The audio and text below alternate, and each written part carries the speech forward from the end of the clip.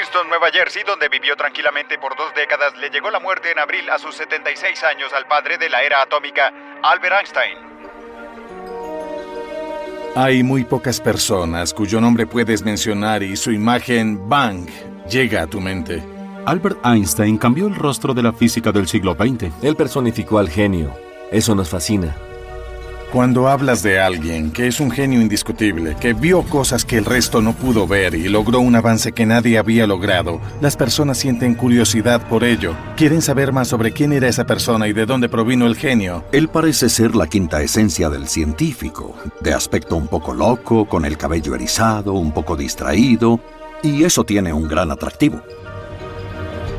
En la morgue del hospital de Princeton, lo que debía ocurrir era una autopsia normal para determinar la causa de la muerte. Cuando Einstein murió, exigió que no se hiciera ningún altar. Sin embargo, el doctor que hizo la autopsia, al parecer sostuvo el cerebro de Einstein en la mano y sufrió un shock. Era un hombre con ambiciones. Dijo, esta es mi oportunidad para la grandeza. ¿Y qué hizo? Se llevó el cerebro a casa. El cerebro de tal vez el genio más grande del siglo XX había desaparecido. Estaba por ahí y yo lo quería encontrar. El cerebro de Albert Einstein cambió el mundo. ¿Pero por qué? ¿Era su cerebro diferente a todos los demás? ¿Cuál era el secreto de su genio? Es un misterio que ha consumido a millones de personas, en especial al hombre que lo robó.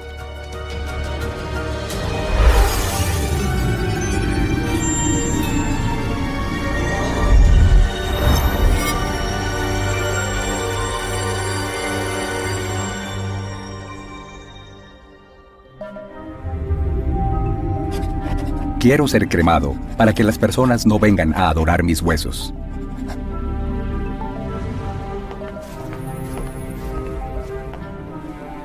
...18 de abril de 1955... Albert Einstein muere de una falla cardíaca en el hospital Princeton. Y la nación comienza a llorar la pérdida del héroe científico. Lo más impresionante de mi encuentro inicial con Einstein fue su brillantez. Era como ver el interior de un faro brillante y el cristal del intelecto trabajando. Einstein fue uno de los grandes magos matemáticos. En 1999, la revista Time lo nombró hombre del siglo. Venció a Franklin Roosevelt y a Gandhi. Toda la electrónica moderna depende de las ecuaciones de Albert Einstein. Podrían pasar otros 200 años antes de que encontremos este tipo de intelecto de nuevo. Einstein era realmente milagroso. Si pudiéramos estudiar su cerebro, ¿podríamos entender de dónde provino su genio? Tal vez podríamos. Y fue esa idea la que inspiró a un hombre a hacer lo impensable. Mientras el cuerpo de Einstein yacía en la mesa de autopsias, su viaje más extraño estaba a punto de comenzar. Thomas Harvey era el patólogo de turno en el hospital Princeton cuando Einstein murió. El cerebro inició un viaje muy largo. Dijo, esta es mi oportunidad para la grandeza. Tal vez algo en el aura de Einstein lo inspiró. Thomas Harvey tomó el cerebro de Einstein. Aunque nadie conoce su motivación precisa, podemos adivinarla. Curiosidad, más que otra cosa.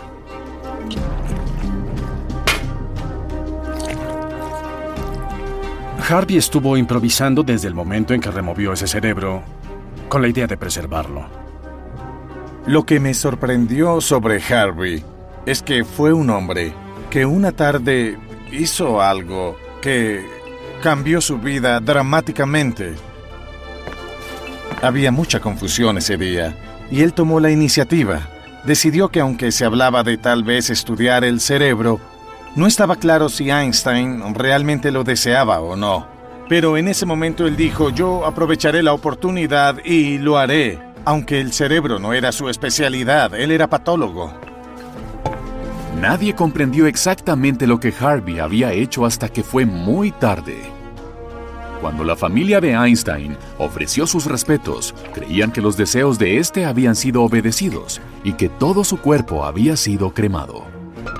En ese momento, la familia se había dirigido al crematorio Ewing. No sabían que el cerebro no estaba dentro del cráneo. Y se enteraron de ello al día siguiente, cuando leyeron el periódico.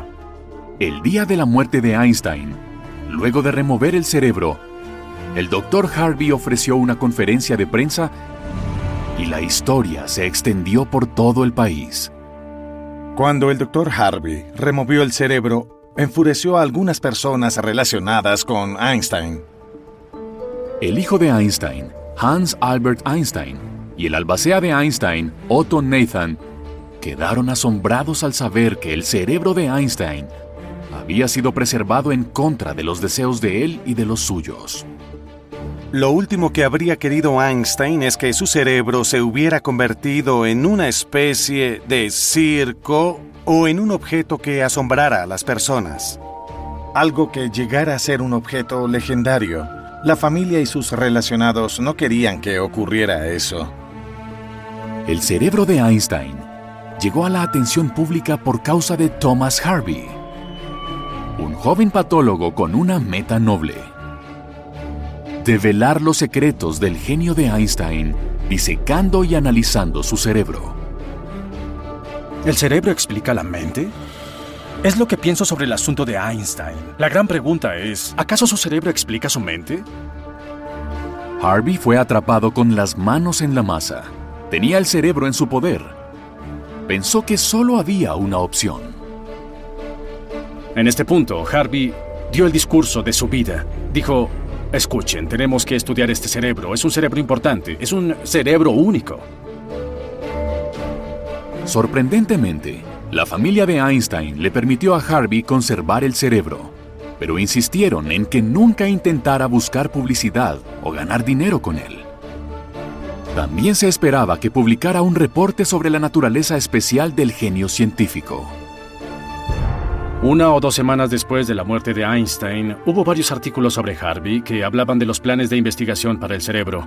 Había una conferencia. Presumiblemente era en Princeton. Irían expertos allí. Eso nunca ocurrió. Ahora más que nunca, el público estaba ansioso de todo lo relativo a Einstein. Una vez que se supo la noticia de que Harvey había tomado el cerebro de Einstein de la sala de autopsias, surgieron historias diciendo que otras personas habían tomado otras cosas, el reporte de su autopsia, incluso sus ojos. Harvey tuvo que salir de la sala de autopsias para ser entrevistado por los medios la mañana del 18 de abril. Cuando regresó, los ojos de Einstein habían sido removidos. Creo que se trató de una locura. Las personas decían: Dios mío, lo que debieron ver esos ojos. Lo que esos ojos habían visto a escala global fueron las conmociones del siglo XX. La Primera Guerra Mundial, la Segunda Guerra Mundial, el inicio de la Guerra Fría. ¡Tengo un sueño! Y el comienzo del movimiento por los derechos civiles.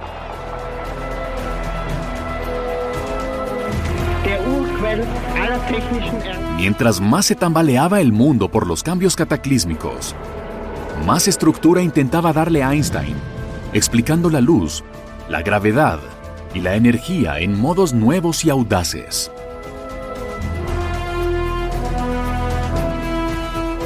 En cuanto a su vida personal, nunca siguió una fórmula en particular.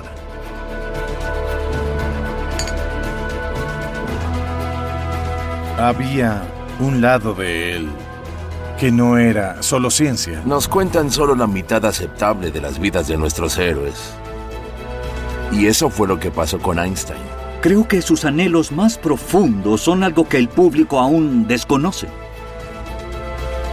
¿Quién es este genio que Thomas Harvey desea tan desesperadamente entender?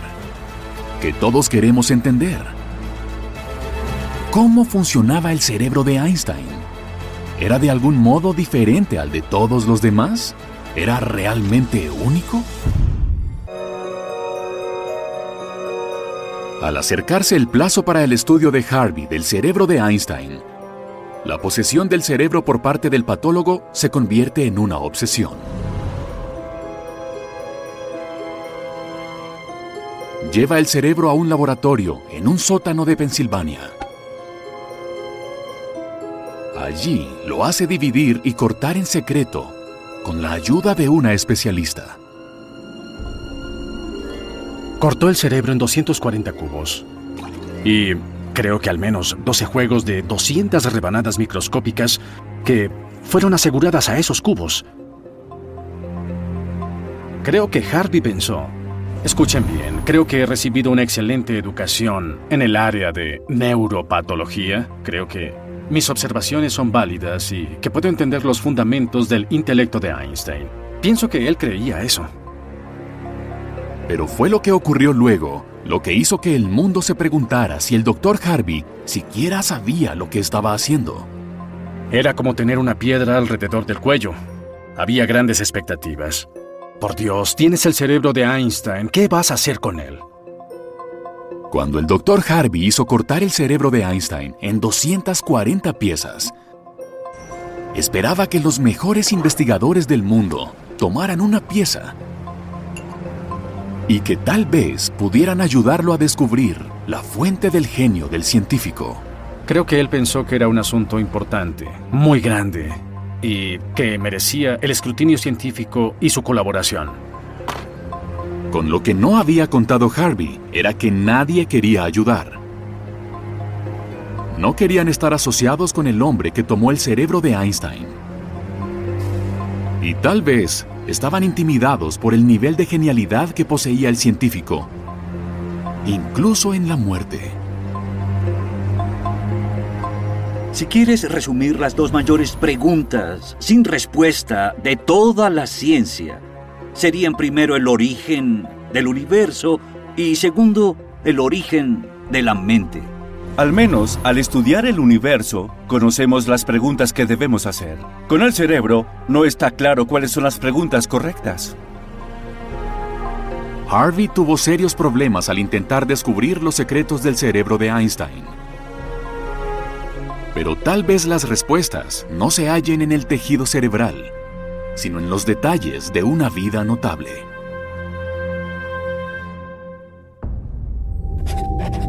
Es de hecho nada menos que un milagro que los métodos modernos de instrucción aún no hayan estrangulado por completo la sagrada curiosidad de la exploración.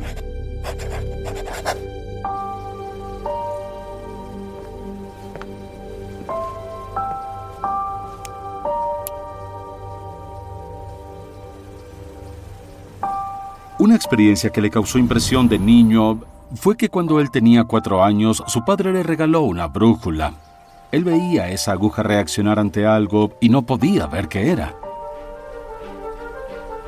Cuando vemos una brújula, vemos la aguja moverse.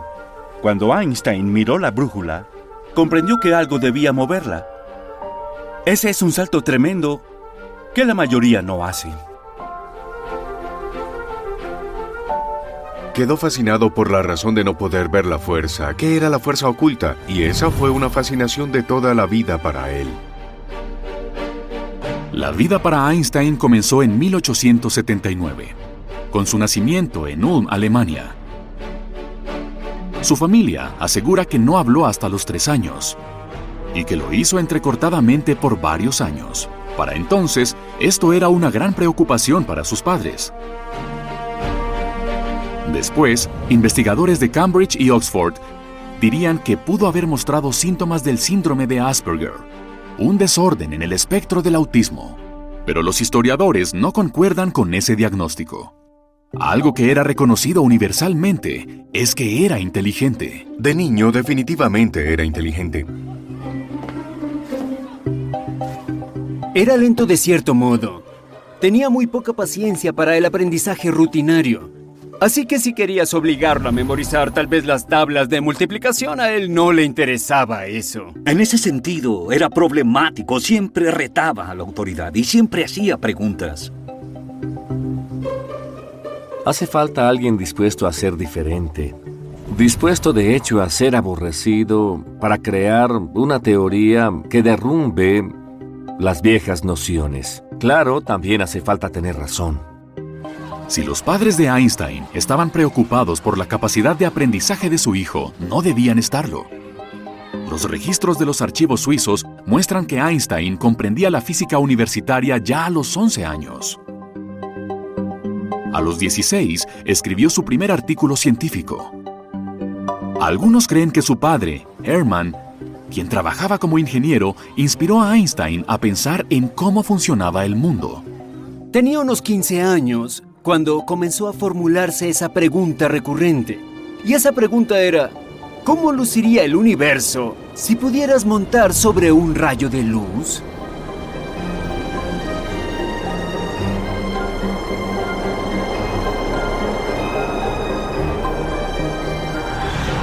Esta simple fantasía tendría enormes inferencias cuando Einstein desarrolló su innovadora teoría de la relatividad especial.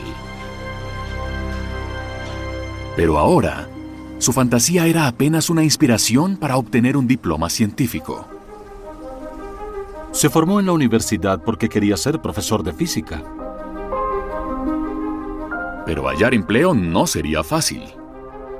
Algunos de sus profesores no estaban dispuestos a apoyar a un estudiante cuyas ideas consideraban radicales.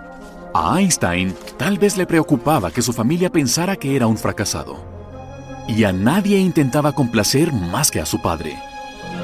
Pero no tendría la oportunidad. En 1902, a la edad de 55 años, Hermann Einstein murió de una falla cardíaca. Einstein idolatraba a su padre, pero descubrió que su padre lo consideraba un fracasado. Eso lo frustró. El comprender que su padre murió pensando que su hijo era una enorme pérdida. Mientras Einstein luchaba con sus sentimientos de fracaso, había un punto brillante en su vida. Se casó con su novia de la universidad y colega física, Mileva Marić. Poco después de la boda, en 1903, y con un hijo en camino, consiguió el que algunos consideran el empleo más importante de su vida. No como científico, sino como empleado de la oficina de patentes en Berna, Suiza.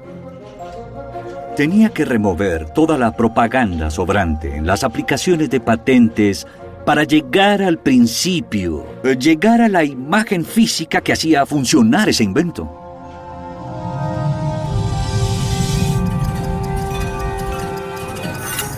Tuvo que volverse hábil en llevar las cosas hasta sus fundamentos. Y cuando practicaba su física, eso era justo lo que lograba. Einstein pasaba horas en el trabajo, no solo revisando papeles que detallaban los inventos de las personas, sino mirando por la ventana y armando rompecabezas en su mente, afinando su genio. En 1904, se arriesgó a escribir 2 artículos teóricos sobre su idea del movimiento de las moléculas. Posteriormente serían refutados y harían que Einstein calificara su propio trabajo como inútil. Pero por suerte, no se rindió.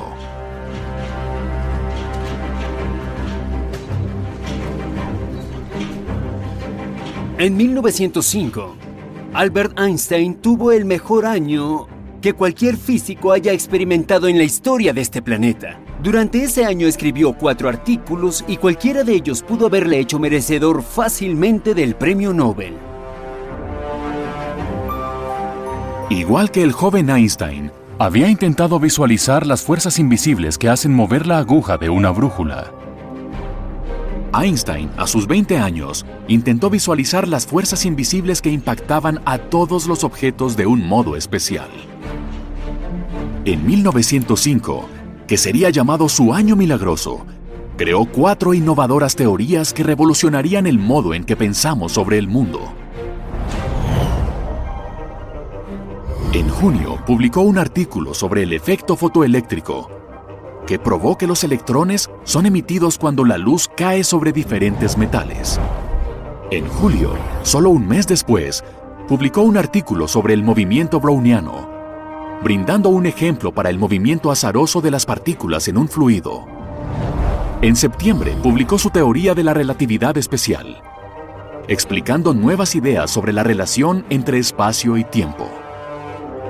Y en noviembre, publicó su último artículo de El Año Milagroso, sobre la equivalencia entre masa y energía, o el concepto de que la masa de un objeto es una medida de su contenido energético.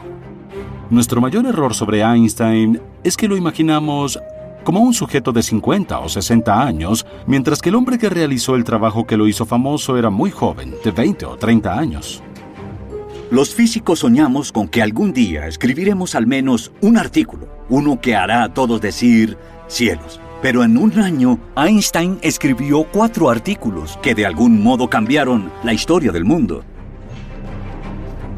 El año milagroso de Einstein afianzó su reputación como genio científico. ¿Se debió su reciente éxito a que su empleo le ofrecía la paz y tranquilidad para analizar los problemas en su mente? ¿O hubo otra razón? Algo diferente en su cerebro. Eso es lo que Thomas Harvey esperaba descubrir cuando tomó el cerebro de Einstein e hizo cientos de cortes para estudiarlo. Pero decir que las cosas no salieron bien es quedarse corto. Su cerebro desapareció por los siguientes 23 años. Pasaron 3 décadas sin que hubiera absolutamente nada parecido a un descubrimiento científico. Hay varias razones por las que nada apareció durante ese periodo. Creo que una de ellas pudo haber sido que él no era un experto en el campo y no conocía a todos los expertos en eso. Contactó a algunos de ellos, pero no frecuentaba los círculos que le habrían permitido hacerlo. Nunca había hecho un estudio como ese antes.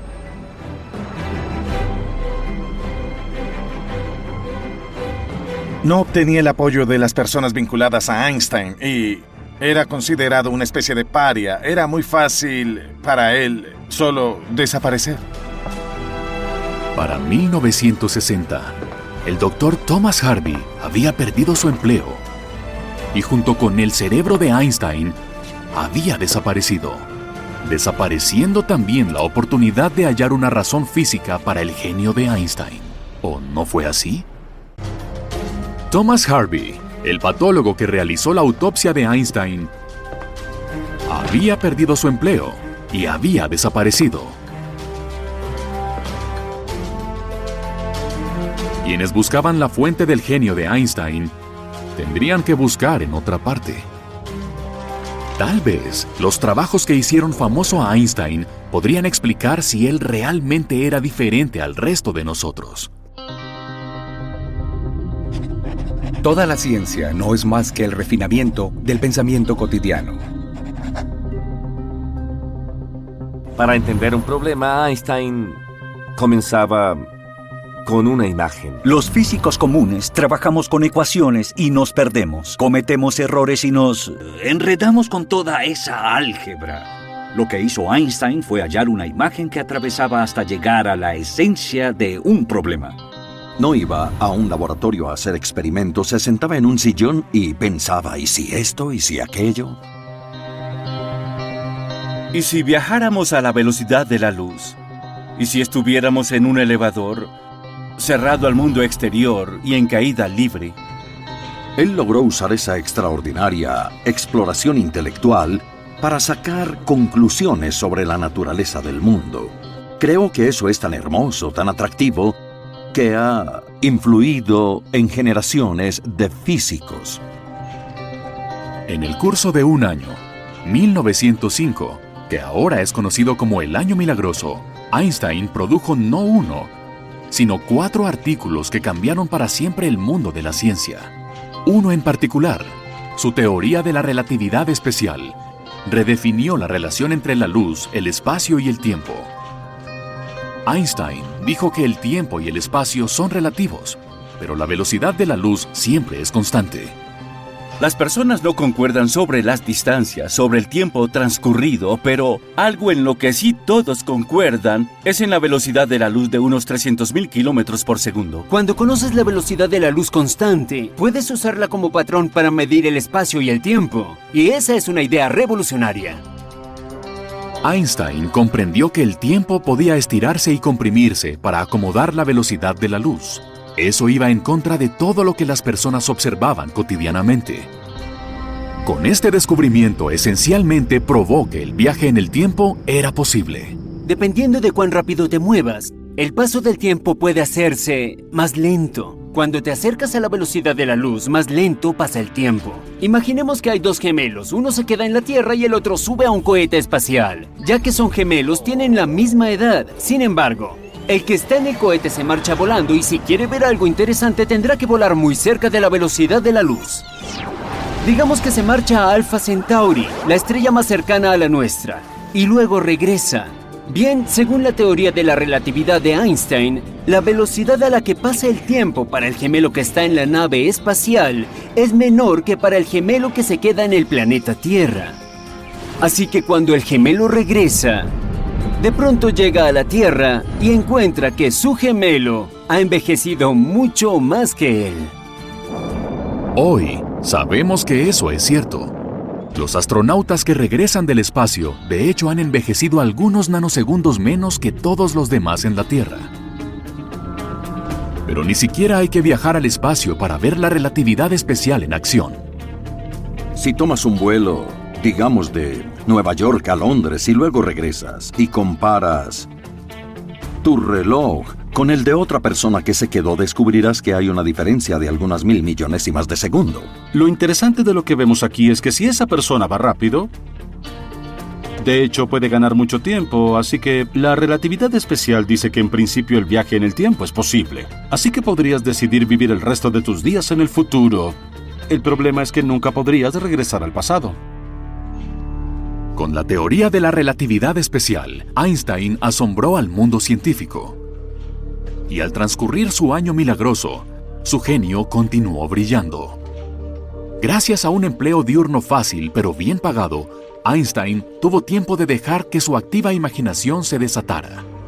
Comenzó a pensar en la gravedad del modo más simple, en términos del modo en que podría sentirse en un elevador si estuviera en caída libre.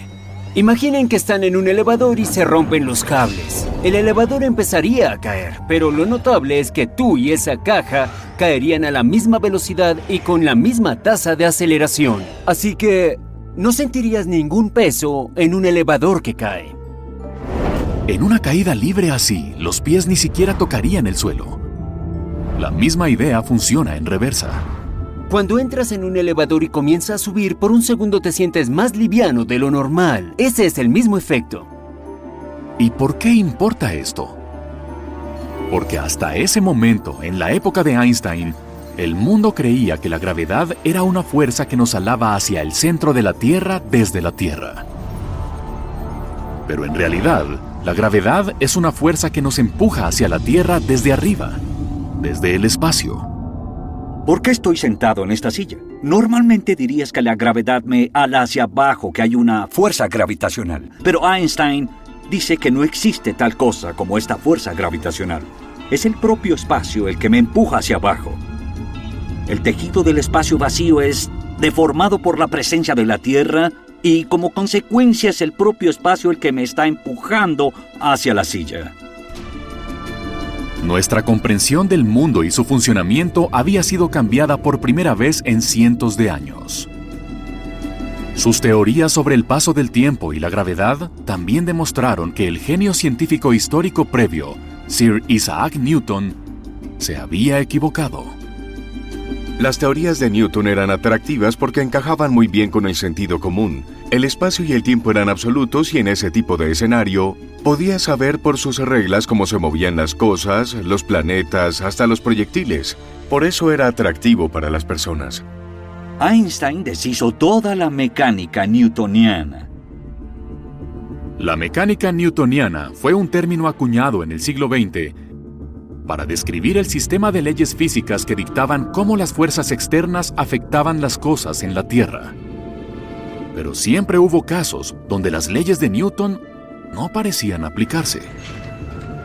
Las teorías revolucionarias de Einstein significaban que ahora podíamos explicar cosas que antes eran inexplicables. En 1914, Einstein logró obtener la posición académica que había estado buscando desde la universidad, un empleo como profesor en Berlín. Pero justo cuando todo encajaba en su lugar en su vida profesional, su vida personal y su matrimonio con Mileva se derrumbaban.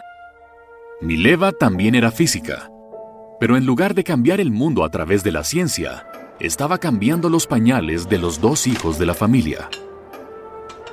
Toda la evidencia sugiere que Mileva asumió el rol de servir a su esposo, quien discutía de física con sus amigos en ocasiones en su propio departamento. Pero lo que sabemos es que Mileva no era tenida en cuenta para ello. Así que la relación se deterioró y la gota que derramó el vaso llegó cuando Einstein recibió una llamada para ir a Berlín. Esto fue en 1914, pero en 1912 ya había tenido un romance con la mujer que se convertiría en su segunda esposa, Elsa.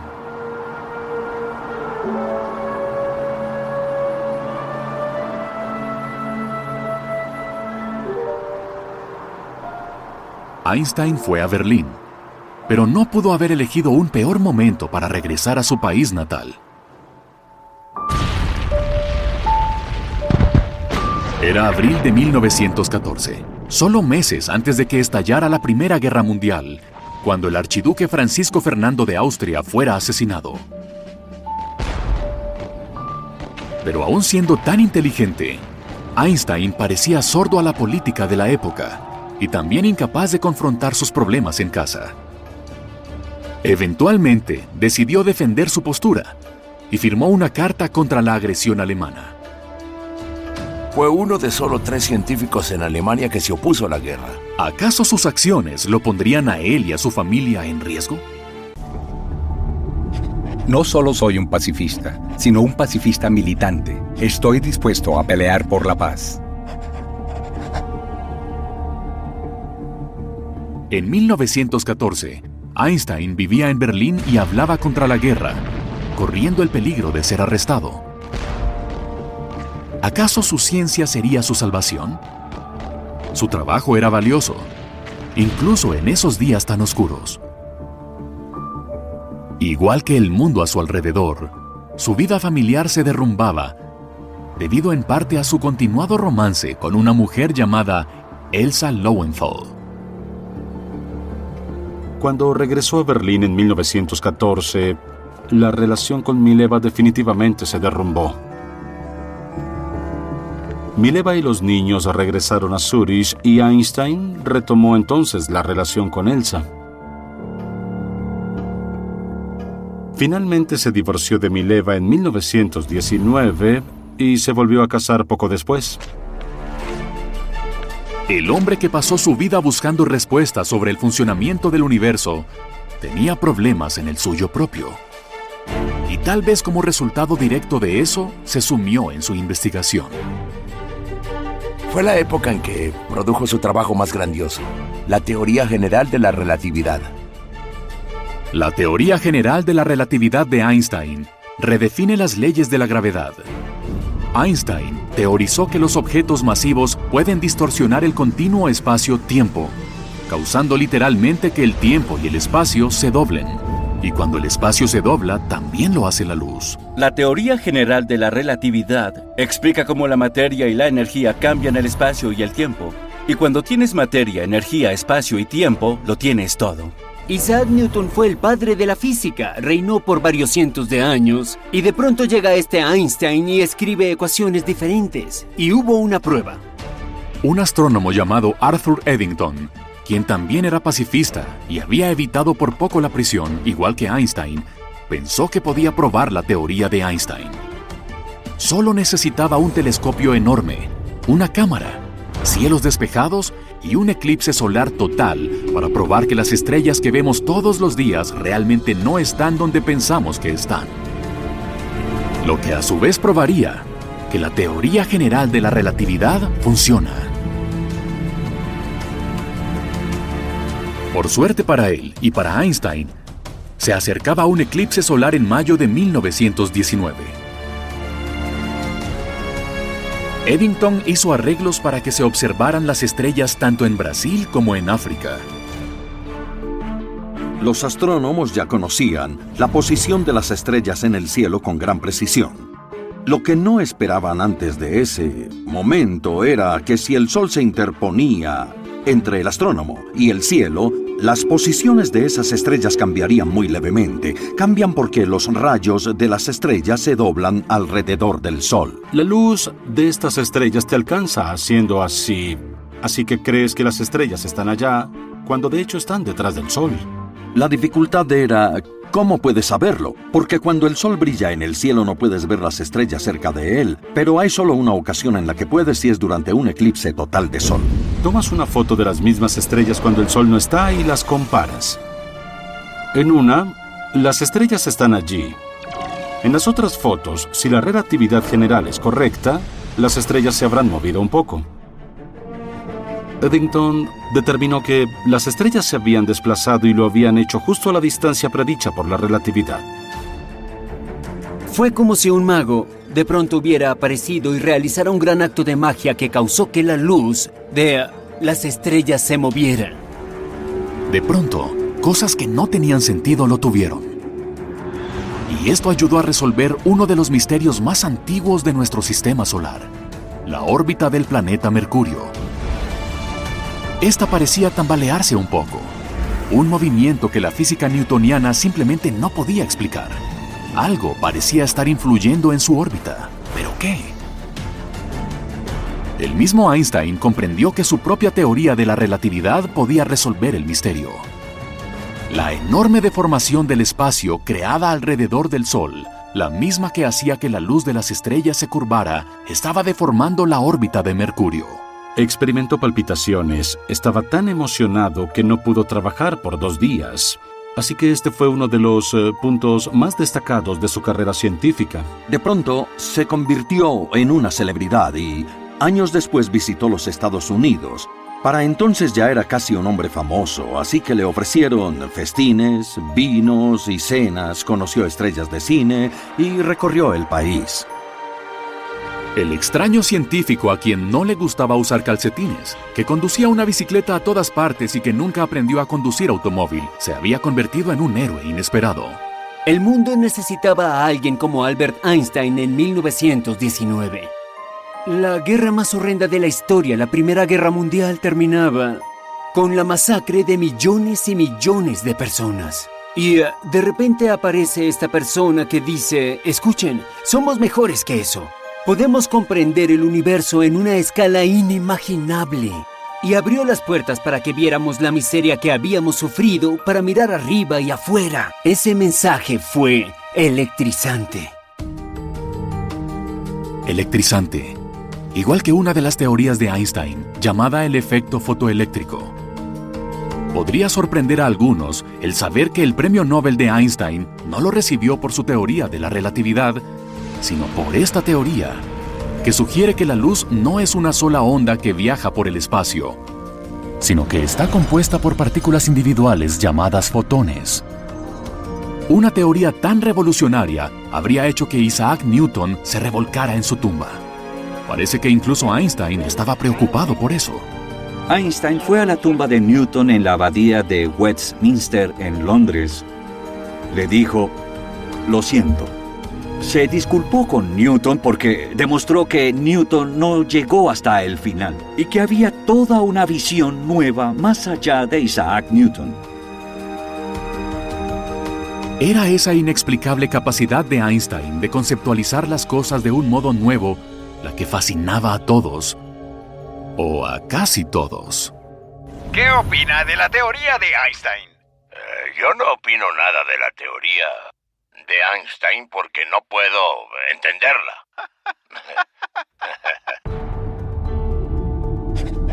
Solo aquel que se consagra a una causa, con toda su fuerza y alma, puede ser un verdadero maestro.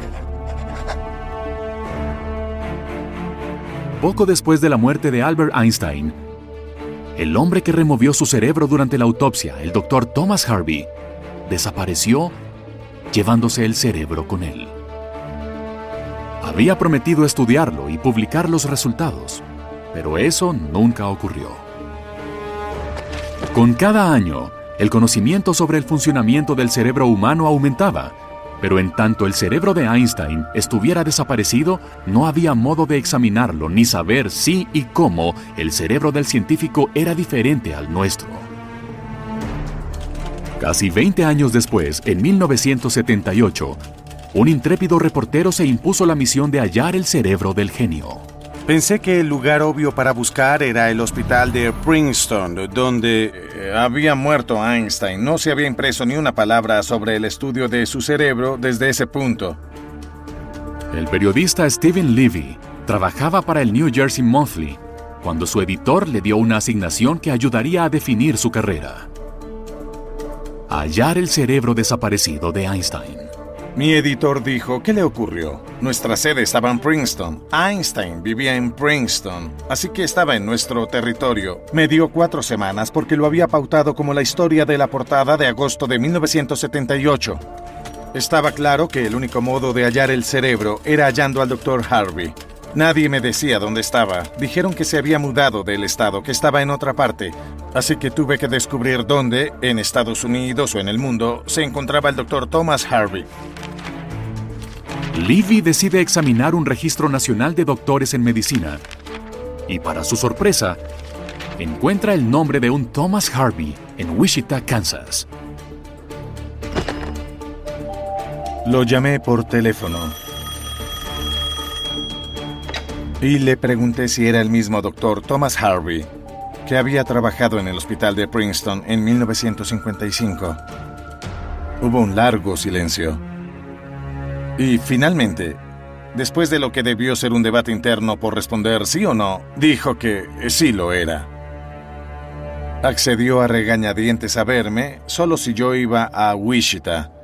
Claramente estaba ocurriendo algo extraño. Había algo misterioso en ello. Había algo de tensión. Era una historia de misterio y eso me hizo querer más hallar el cerebro. Con el descubrimiento de Harvey, la recuperación del cerebro de Einstein podría no estar lejos. Levy se dirige a Wichita y para el momento de su aventura, Einstein se convertía en un ícono de la cultura popular. Carteles suyos, sacando la lengua, hechos con una foto de su cumpleaños 72, eran colocados en las paredes de los dormitorios. El proyecto de los artículos de Einstein pronto entraría en marcha.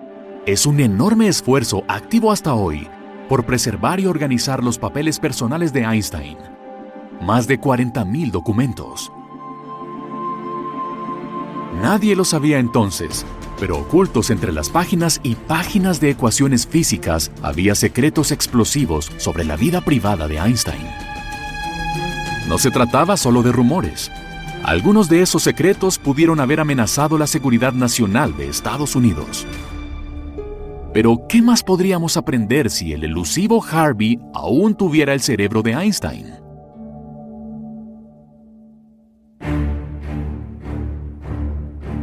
Cuando llegué a Wichita, él trabajaba para un laboratorio médico, donde no hacían investigación, sino que supongo era el doctor principal en un lugar donde tomaban muestras de sangre y esas cosas. Era un sábado y no había nadie más allí.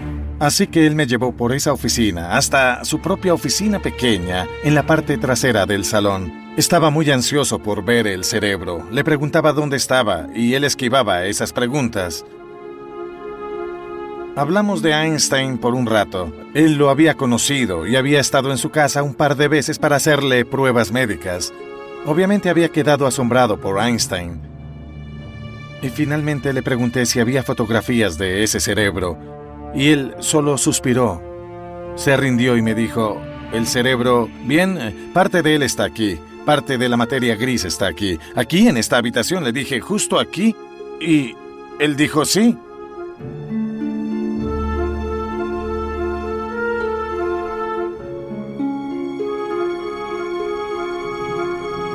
Y de una caja que no tenía ninguna tapa, sino algunos periódicos arrugados, él sacó algo que parecía un frasco de vidrio.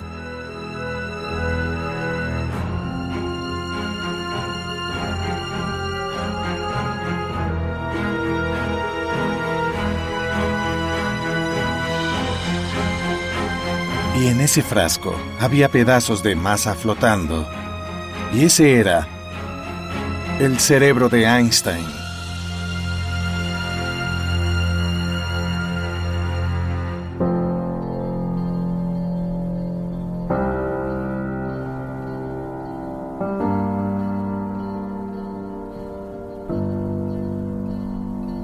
Este es el verdadero cerebro de Einstein. Actualmente es conservado en un lugar no revelado en los Estados Unidos. Con suerte, nunca se perderá de nuevo. Durante el tiempo en que trabajé en la historia, casi me consumió el misterio. ¿Dónde estaba el cerebro? ¿Qué le ocurrió? Pero cuando lo encontré pasó algo más. Creo que en ese momento me conecté con la idea de que esos eran los trozos del cerebro que cambió el mundo. Estaba en contacto con ese genio allí y casi sentí una carga eléctrica de solo mirarlo, al comprender que ese era el cerebro de Einstein.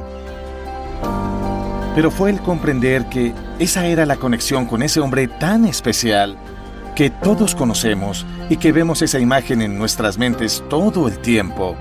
Era esto, era esa conexión con él.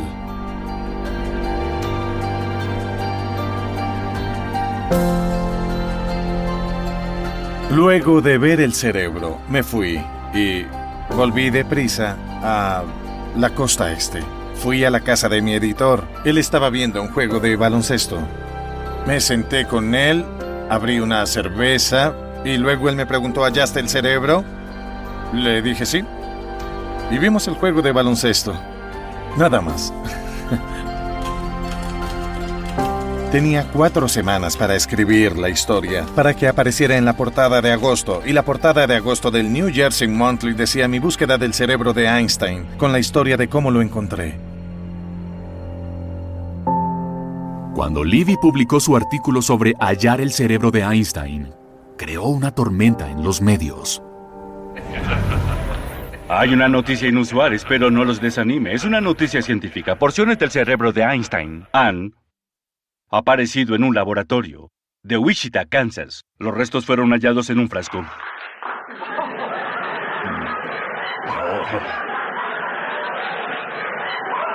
Veo que les gustan los chistes de cerebros. Cuando estaba sentado allí con el Dr. Harvey, no creo que ninguno de los dos comprendiera realmente que nuestras vidas cambiarían. La suya mucho más que la mía. En la mía yo tenía una gran historia. Pero realmente cambió el curso de su vida, igual que lo hizo esa decisión inicial de estudiar el cerebro. El hecho de que se hiciera público lo puso bajo el ojo de todos e hizo que su vida fuera totalmente distinta. Con el descubrimiento del cerebro de Einstein, el mundo tuvo otra oportunidad de sopesar esa gran pregunta. ¿Era el cerebro de Einstein físicamente diferente al nuestro? ¿Había algún secreto genial incrustado en el modo en que fue diseñado? La propia ciencia ha avanzado mucho desde los años 50, y algunos científicos se emocionaron por aceptar el reto. Uno de esos científicos fue la doctora Marian Diamond. Mientras trabajaba con cerebros de ratas en la Universidad de California en Berkeley, había llegado a creer que las neuronas de un cerebro, las células cruciales que nos hacen pensar, eran apenas tan buenas como las células que las apoyaban. Células llamadas células gliales. Quería saber si Einstein tenía más células gliales que otras personas. El Dr. Harvey finalmente le envió algunas muestras del cerebro en un tarro de mayonesa, según entiendo, y ella descubrió que había una mayor concentración de células gliales en el cerebro de Albert Einstein que en otros cerebros que ya había examinado. Eso sugeriría que un cerebro excepcional necesita más células de soporte. ¿Podría el secreto del genio de Einstein ser simplemente que sus neuronas tenían más soporte? Si Einstein era un genio natural, si Einstein tenía un cerebro superior al nuestro, eso nos alivia mucho. Es más fácil decir eso, explicarlo de ese modo, creo, que decir que es algo que se desarrolla por tu experiencia, por tu trabajo. Pero descubrir los secretos del cerebro de Einstein no sería tan simple, porque con Einstein nada nunca fue fácil. Ahora he sido promovido a monstruo maligno en Alemania. Para principios de los años 30, Einstein era una celebridad mundial, al parecer amado por todos. Era invitado a hablar por todo el mundo. Era alabado en todas partes, en Japón, en Europa, en otras partes. En todas menos en Alemania. El régimen de Hitler lo odiaba. En 1932, Einstein se encontraba en la cima de la lista de asesinatos de los nazis, porque Einstein expresaba su oposición a los nazis y además era judío. También estuvo muy involucrado en las actividades antibélicas. Los nazis lo acosaban cada vez que hablaba. Quemaban sus libros y lo llamaban física judía. Intentaban desmentir toda la relatividad y demostrar que era un fraude porque Einstein era judío. Los nazis no solo allanaron su casa, sino que le pusieron precio a su cabeza. Ofrecieron el equivalente de $5,000 a cualquiera que lo matara. Hay una revista nazi que presentó la foto de Albert Einstein en la portada, y la leyenda decía: aún no ha sido colgado. Huyendo de los escuadrones de la muerte y temiendo por su vida, Einstein, ahora divorciado de Mileva, tomó a su nueva esposa Elsa y a su hija Margot y se mudó a Princeton, Nueva Jersey, después de una breve parada. Cuando salió de Alemania, en 1932, se fue a Bélgica y debía tener guardaespaldas todo el día, porque los nazis enviaron un escuadrón de la muerte tras él. Por eso fue que se mudó a los Estados Unidos. Fue un tiempo difícil, por decirlo menos. Y para Einstein, el drama era más que político. Era personal. Tuvo que dejar atrás a su hijo menor, Edward.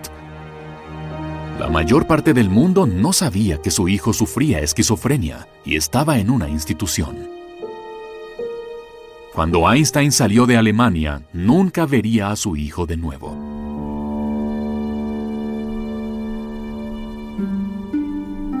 Pero Edward no fue el único secreto que quedó atrás.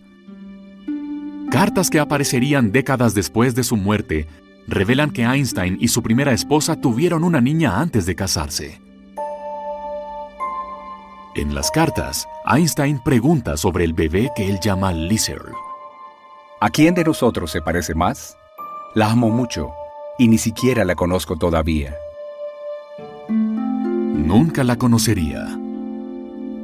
Algunos expertos creen que Liesl murió un año después, antes de que su padre pudiera conocerla. La causa probable de la muerte, infección de escarlatina.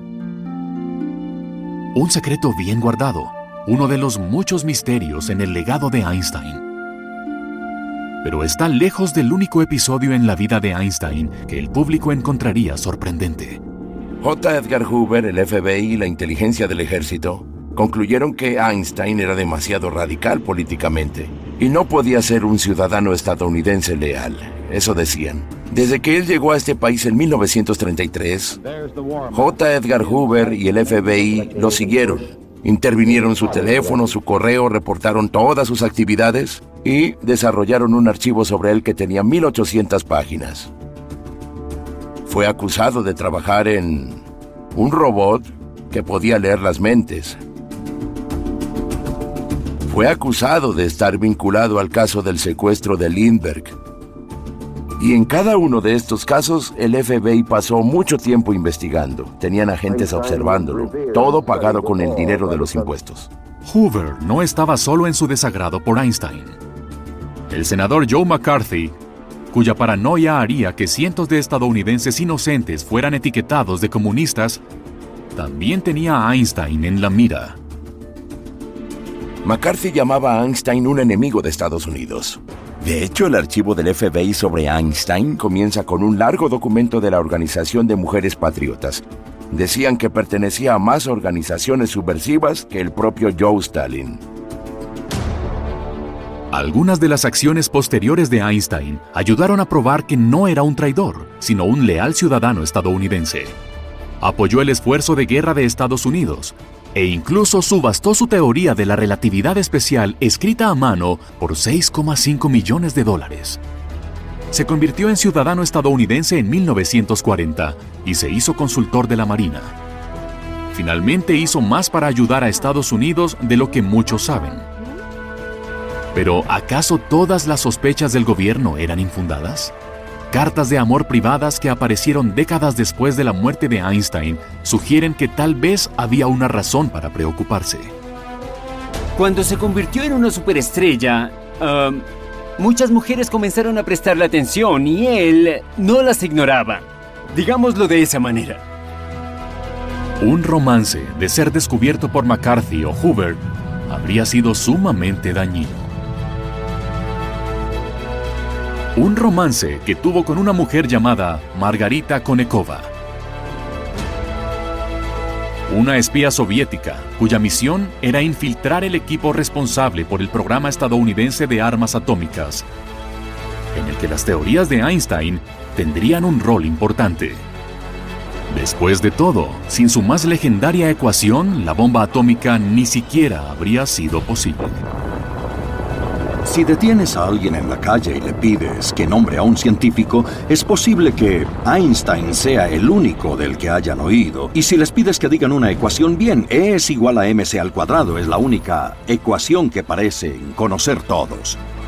Parece muy simple, pero E es igual a mc al cuadrado podría haber significado el fin para todos nosotros. La imaginación es más importante que el conocimiento. El conocimiento es limitado. La imaginación rodea el mundo.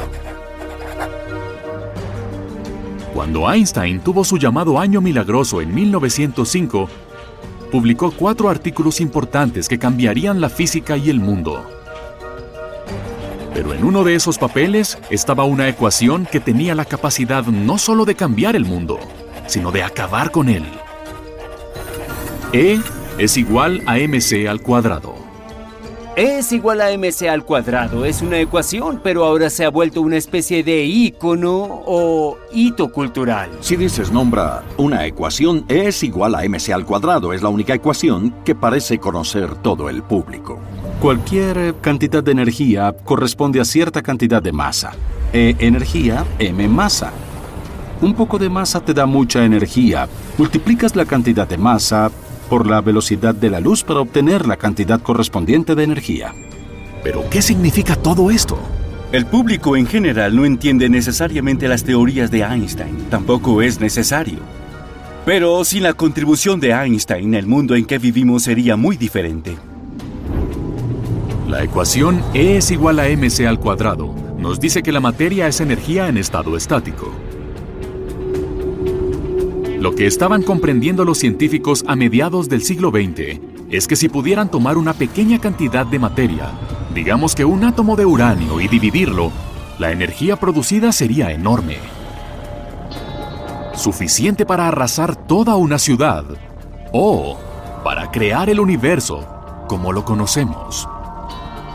Si la energía y la materia están relacionadas entre sí por esta ecuación, entonces podemos pensar que tal vez la materia es una especie de energía congelada, y de hecho es eso, la materia es una especie de energía congelada.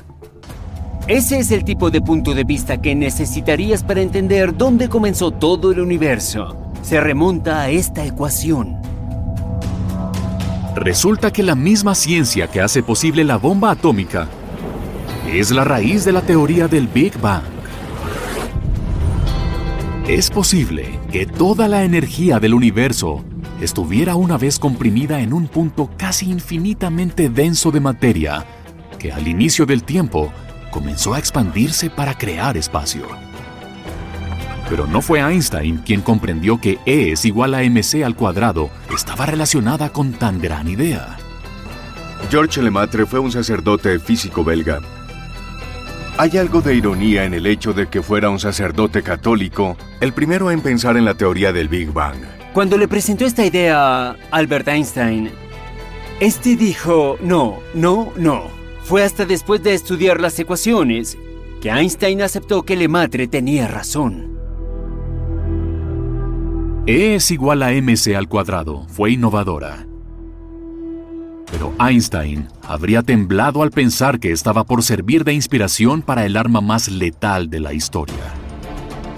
Lo negativo de conocer que E es igual a mc al cuadrado es que te dice que Las armas atómicas son posibles en principio. Muchos identifican a Einstein como el inventor de la bomba atómica. Eso no es cierto, pues fue un grupo distinto de físicos que la inventaron.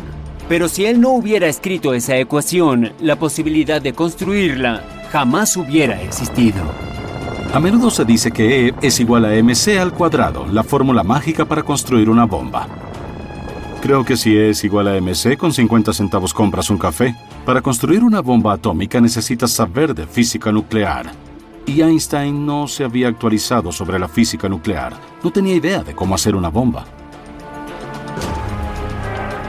Pero los nazis sí, y estaban acumulando en secreto uranio para hacerlo. Ya estaban realizando los primeros esfuerzos para construir la bomba atómica nazi. Para 1939, Einstein supo de los planes de Hitler de una aniquilación nuclear. Dejando a un lado su reputación como pacifista, urgió al presidente Franklin Roosevelt a iniciar un programa atómico competitivo en los Estados Unidos.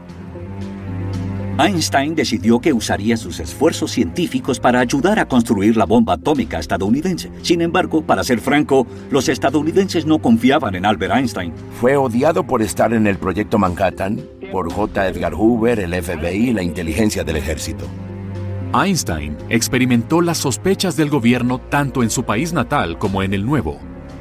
Y esta desconfianza terminó por generar en él una solidaridad única. Einstein comprendió todo el peso de lo que sucede cuando el propio gobierno piensa en perseguirte. Así que cuando vino a Estados Unidos también vio desigualdad e injusticia y prestaría su nombre a causas sociales porque creía en la igualdad. Albert Einstein fue un partidario asombrosamente firme de los derechos civiles para los afrodescendientes del país. Este es un aspecto poco conocido de su carrera. Dijo que la segregación era una enfermedad, no de personas de color, sino de caucásicas. Y luego dijo, yo no pretendo quedarme callado al respecto. He llegado a creer que antes de Martin Luther King, él probablemente fue el líder... ¡Tengo un sueño! ...más franco en el país que hablaba a favor de los derechos civiles. La paz que quería para el mundo comenzaba con compromiso. Pero no habría compromiso cuando un devastador ataque lanzó a los Estados Unidos a la Segunda Guerra Mundial. Ayer, 7 de diciembre de 1941, es un día que vivirá en la infamia. Los Estados Unidos de América fueron repentina y deliberadamente atacados por fuerzas navales y aéreas del Imperio de Japón. Estados Unidos estaba ahora en guerra en dos frentes. Para 1945, la guerra en Europa terminaría con la derrota de Hitler. Y todas las atrocidades que cometió quedarían expuestas. Einstein estaba aliviado de que los nazis nunca pudieran construir una bomba atómica. Las tropas aliadas se dirigen hacia Pero la guerra en el Pacífico distaba de terminar. Se dice que si Einstein hubiera sabido cuál era el uso final de su ecuación, probablemente no hubiera levantado un dedo.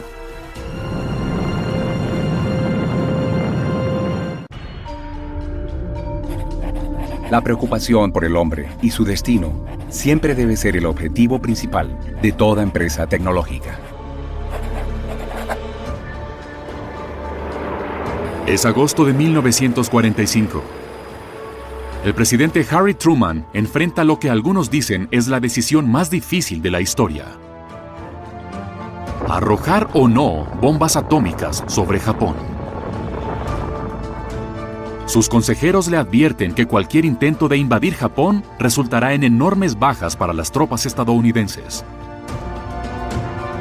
Esperando lograr un fin más rápido de la guerra, da la orden para que el Enola Gay arroje una bomba nuclear de 5 toneladas sobre la ciudad de Hiroshima el 6 de agosto.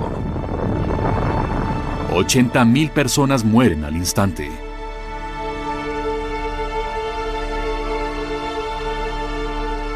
Otras 40,000 perecen de inmediato cuando los Estados Unidos arrojan una segunda bomba sobre Nagasaki 3 días después. La radiación nuclear mataría a miles más en las semanas siguientes, pero Truman obtuvo lo que esperaba.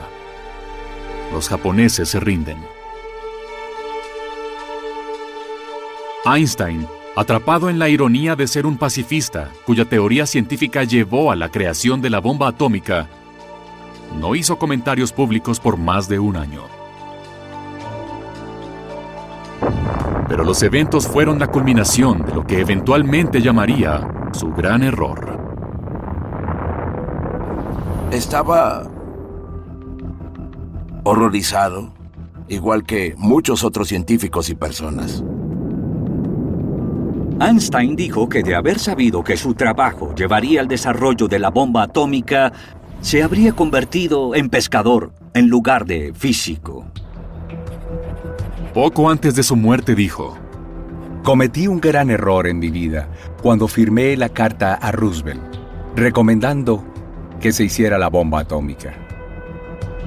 El problema fundamental que acosaba a Albert Einstein era el hecho de que nuestra tecnología ha superado por mucho nuestra moral. Ahora podemos develar el secreto de las estrellas, pero no sabemos cómo ser amigos del vecino. Con Europa y Asia en ruinas, 2 potencias emergieron para dominar el mundo: los Estados Unidos y la Unión Soviética. Como 2 hemisferios del cerebro que no pueden comunicarse, pasarían medio siglo luchando por el dominio, usando las teorías de Einstein como base para construir armas cada vez más letales. Pero el propio Einstein aún buscaba respuestas para las mayores preguntas del universo. La experiencia más hermosa es lo misterioso.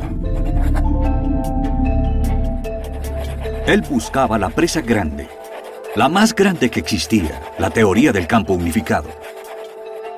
Quería una ecuación, tal vez no mayor de 3 centímetros, que nos permitiera resumir todas las leyes físicas.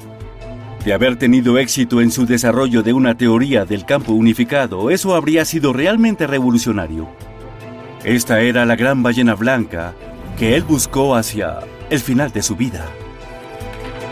Einstein tenía una misión: el reto final de explicar el comportamiento de todo con una sola ecuación. Pero esta vez no habría avance. No habría un papel científico que cambiara el mundo. Él fracasó. No tenía un principio de guía. Pasó 30 años persiguiendo esa imagen y nunca lo logró. Einstein murió con trabajo inconcluso, encerrado por siempre dentro de su cerebro.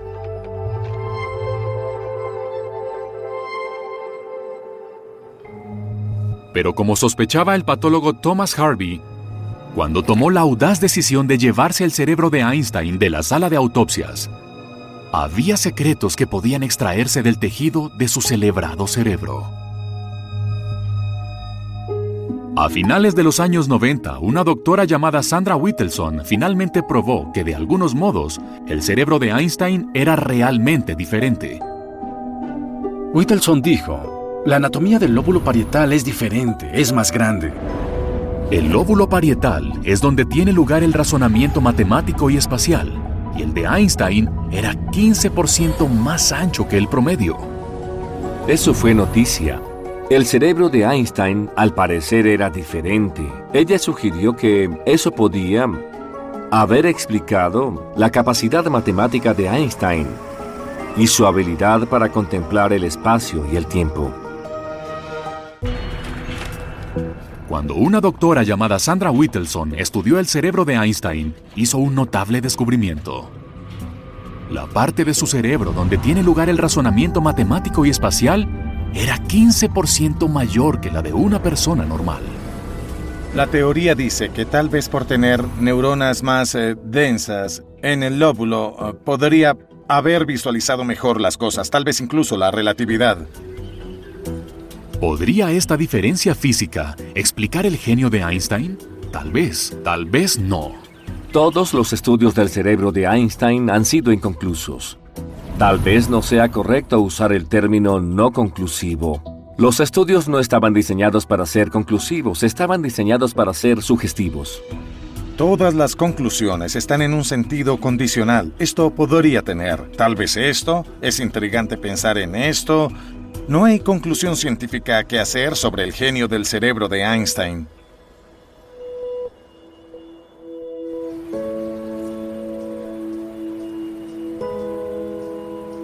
Somos curiosos por naturaleza. Siempre estamos buscando patrones constantemente o también asociaciones. El peligro es cuando buscamos asociaciones donde no existen realmente. Si eres esquizofrénico, no puedo observar tu cerebro y decirte por qué eres así. Si sufres de autismo, no puedo ver un escaneo de tu cerebro y decirte que eres autista.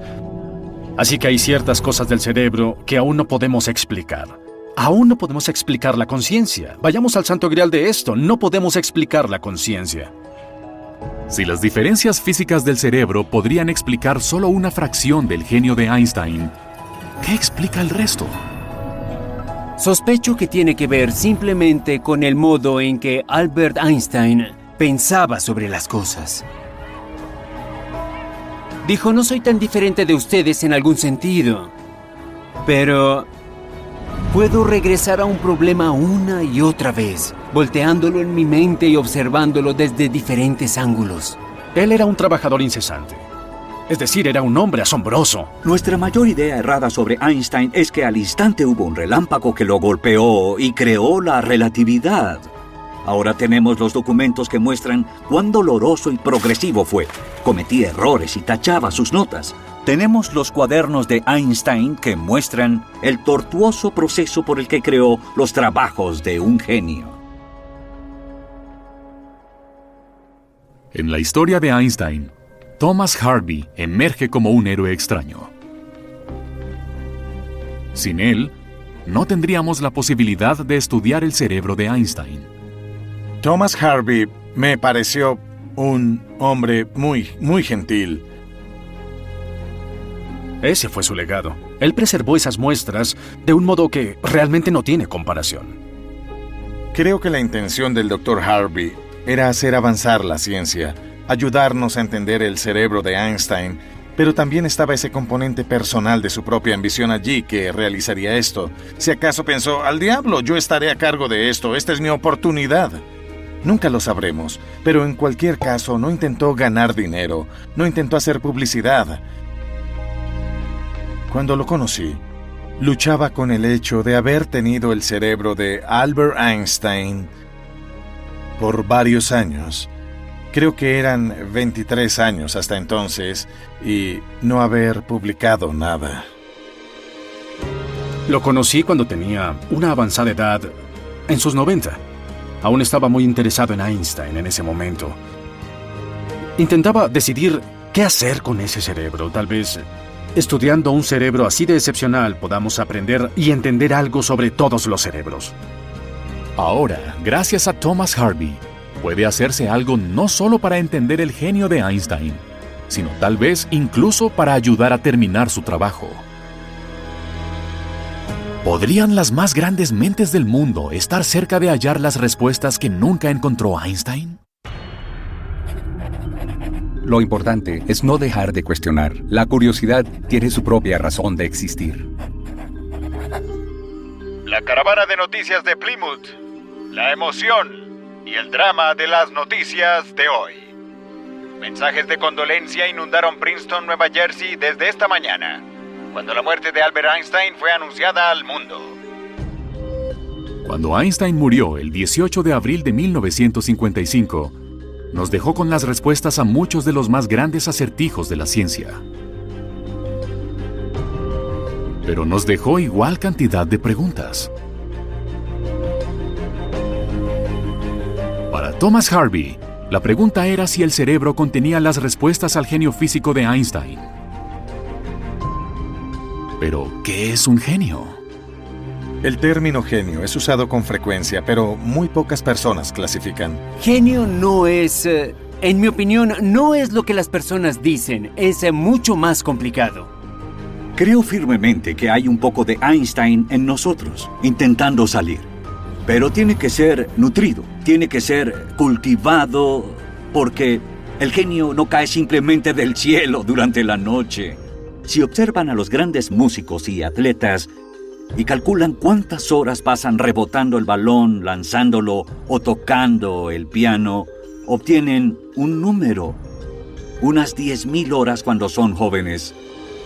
Las personas que solo son maestros de música pasan tal vez 4.000 o 5.000 horas, pero el gran pianista de concierto pasaría 10.000 horas. Creo que es lo mismo con Albert Einstein.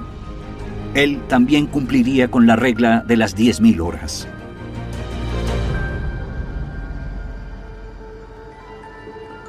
Creo que parte de ser un genio es emerger en el momento correcto. Podría haber personas con capacidad de genios que no están en condiciones de poder expresar esa genialidad. El genio de Albert Einstein llegó en un momento que estaba listo para identificar ciertos fenómenos en la naturaleza. Si él hubiera nacido 1000 años antes, no creo que hubiera descubierto la relatividad. Hoy, los científicos intentan retomar el trabajo de Einstein.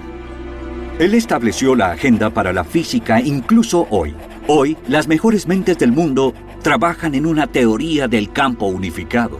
Einstein buscó una sola variable que explicara y definiera las diferentes manifestaciones del mundo en que vivimos.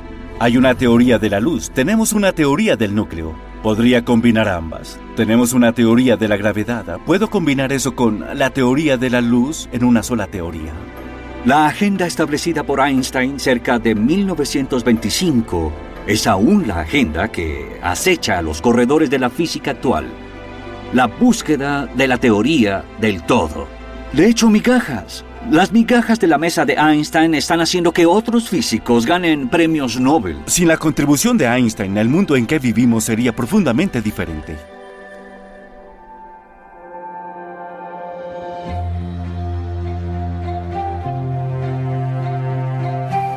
Ya sea que entiendan su ciencia o no, Einstein cambió el mundo.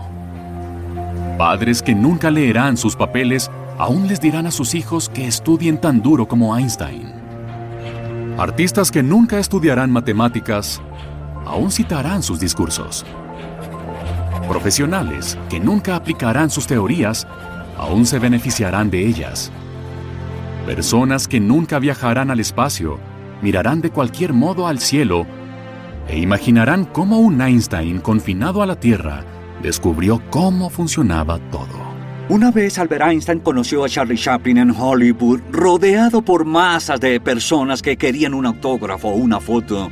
Y Albert Einstein dijo, ¿por qué sucede esto? Y Charlie Chaplin le respondió, las personas aquí me aman porque me entienden, pero te aman a ti porque nadie te entiende. A 60 años desde la muerte de Einstein, el afecto público por él no ha mermado. Su aspecto excéntrico fue la inspiración para Yoda, en las películas de la Guerra de las Galaxias, y para el famoso alienígena de Steven Spielberg, E.T. Él cambió el punto de vista de toda nuestra especie. Conocemos nuestra conexión con el universo mucho más íntimamente por causa de él que antes de que él viviera. Eso lo hace una figura muy importante. Por todas las respuestas que Einstein nos dejó, tanto en la física como en su vida personal, nos dejó igual número de preguntas. Es increíblemente difícil saber si Albert Einstein quería que estudiaran su cerebro. Algunos dicen que él dijo que sí. Es difícil obtener evidencia concreta o saber si fue un comentario casual, si era en serio o no lo era. Ciertamente la familia y su herencia no querían que esto ocurriera. Incluso con mi breve exposición al cerebro de Einstein, es decir, es un espécimen maravilloso. Realmente no estoy más cerca de ello en absoluto. Solo puedo decir que era un genio. El cerebro es diferente. Y todo el que escuche esto tiene que conectar los puntos por sí mismo. Con todos sus defectos, su humanidad fue algo que se mostraba tan claramente que atraía a las personas. Y por esa humanidad, él no es algo separado del resto de nosotros. Es lo mejor de nosotros, podemos ser así, podemos aspirar a ese tipo de claridad de pensamiento. Ese es el mensaje vital para nuestra especie.